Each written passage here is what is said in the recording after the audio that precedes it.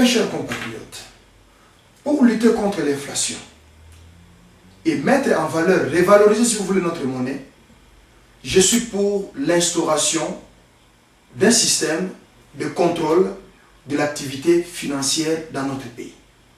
Nous devons arriver à contrôler les flux monétaires dans notre pays.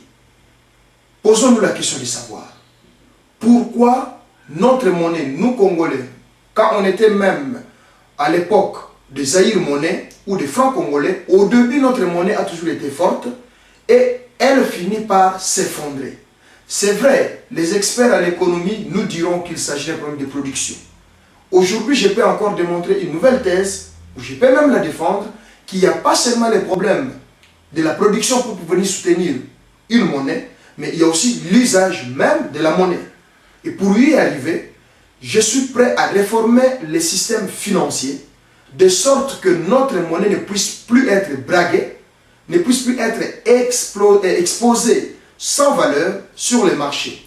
Et c'est là pour y arriver, nous devons recourir, nous devons revaloriser les systèmes bancaires dans tous les pays. J'entends par là l'accès, l'usage de la banque pour toutes les activités et pour tous les Congolais. La banque ne doit pas être une institution simplement réservée aux riches. La banque, c'est une institution qui doit être au service de tous.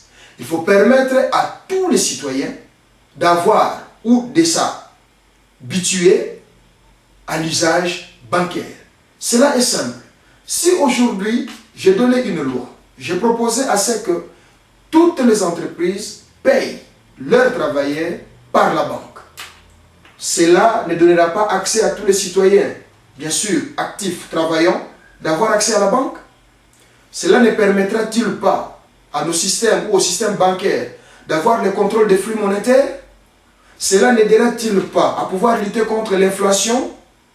Eh bien, les experts nous donneront la réponse. Je suis convaincu, en agissant ainsi, nous allons sauver notre monnaie. Bien sûr, cela, scellé, mêlé à la bonne volonté des acteurs, nous aurons une monnaie forte, avec un pouvoir d'achat digne pour tout citoyen qui travaille. Outre le flux financier ou l'activité financière, je pense aussi réglementer et contrôler le secteur minier. Tout pays doit vivre avec ses ressources. Eh bien, en RDC, Dieu nous a bénis, il nous a donné les mines ou le secteur minier. Je suis pour que les retombées de ce secteur minier profitent à tous les Congolais. Les retombées des secteurs miniers soient redistribuées à tous les Congolais. Eh bien, vous me poserez la question, comment?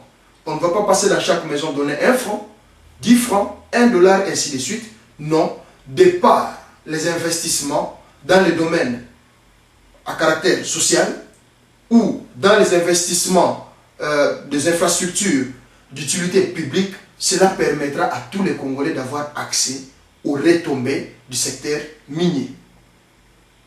Outre le contrôle dans ce secteur, je suis pour le système d'encourager les meilleurs managers et de sanctionner les mauvais.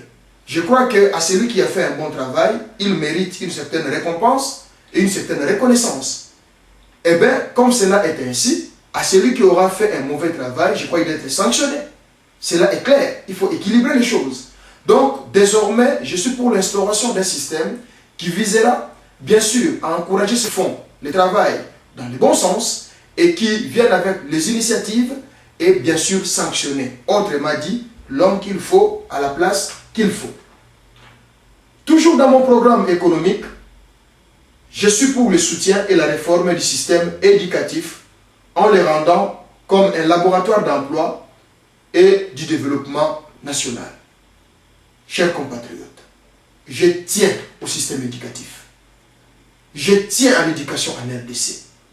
C'est vrai, beaucoup se poseront la question. Dans mon programme, il y a tout un chapitre réservé à l'éducation.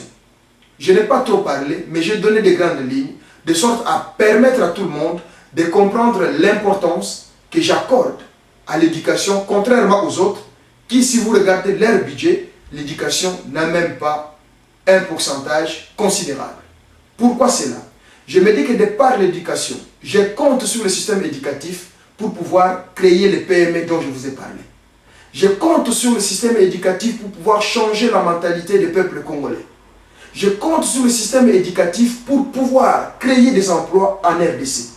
Je compte sur le système éducatif pour pouvoir rendre la RDC fort sur le plan international en matière de recherche scientifique. Voilà pourquoi j'accorde une importance particulière au système éducatif dans notre pays. Je suis pour l'instauration d'un système de contrôle des prix des biens de première nécessité. Eh bien, je me dis qu'il y a des biens, il y a des choses, il y a des actions qui doivent être considérées comme des bases. Et quand je parle des actions, des choses, des bases ou des biens de base, je me dis que ce sont des biens que tout Congolais, riche ou pauvre, doit avoir accès. Et c'est là, ma pensée tourne plus vers, par exemple, les denrées alimentaires.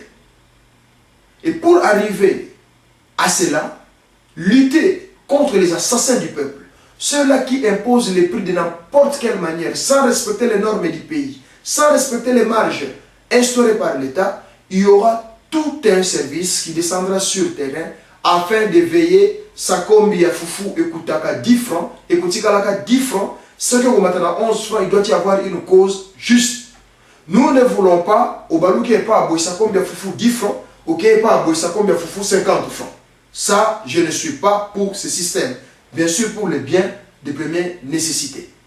Je tiens à cela, de sorte à permettre à tout le monde d'avoir accès aux produits de base et aux éléments que je considère moi comme vitaux pour la vie du peuple congolais.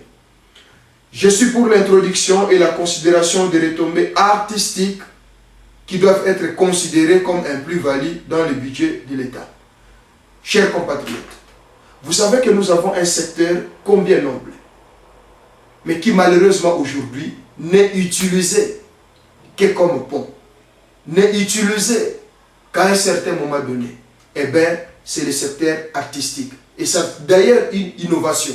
Je ne sais pas moi, regardez les gouvernements qui ont travaillé, regardez les différents projets de société, s'il y a quelqu'un qui a pensé aux artistes. Eh bien, moi je pense aux artistes. Je me dis que ce sont des gens, d'abord, ils ont multiples étiquettes au pays. Ce sont nos ambassadeurs. Nous savons aujourd'hui combien les artistes nous représentent dans différents domaines. Que ce soit de musique, comédie, peinture, art, tout ce que vous connaissez. Désormais, cette profession doit être révalorisée. Cette profession doit être organisée. Cette profession doit être structurée. Un artiste doit vivre dignement. Et un artiste doit avoir une survie après la vie artistique. Il n'est pas normal aujourd'hui qu'on trouve des artistes commerçants, qu'on trouve des artistes maçons, qu'on trouve... Non, ils n'ont pas, ils ne sont pas maçons. Ils ne sont pas commerçants, sont des artistes. Et ils doivent se concentrer dans la conservation, la valorisation, la présentation, la défense de notre culture. Et cela se fait de diverses manières. Je vous ai dit tout à l'heure, ça peut être par la chanson, la comédie, la danse et tout ce que vous connaissez. Donc, dans mon budget et dans mes attributions, voire dans mon gouvernement, l'aspect culturel doit avoir une place considérable de sorte à restructurer, à organiser que nos artistes ne meurent plus pauvres ou délaissés dans la rue. Il faut que l'artiste soit traité à sa juste valeur et selon son travail. Voilà l'innovation que j'apporte sur le plan économique. Chers compatriotes, c'était là mes premières grandes lignes. Je ne dis pas tout. Je sais que vous avez à compléter. Je sais que vous aurez des idées. Je sais que cela est minime, mais je considère cela comme base, comme pilier pour pouvoir relancer l'économie. Certes, cela ne suffit pas. D'autres questions doivent se poser sur la réglementation, sur la méthode. Eh bien, je me base sur la réglementation d'échange en RDC.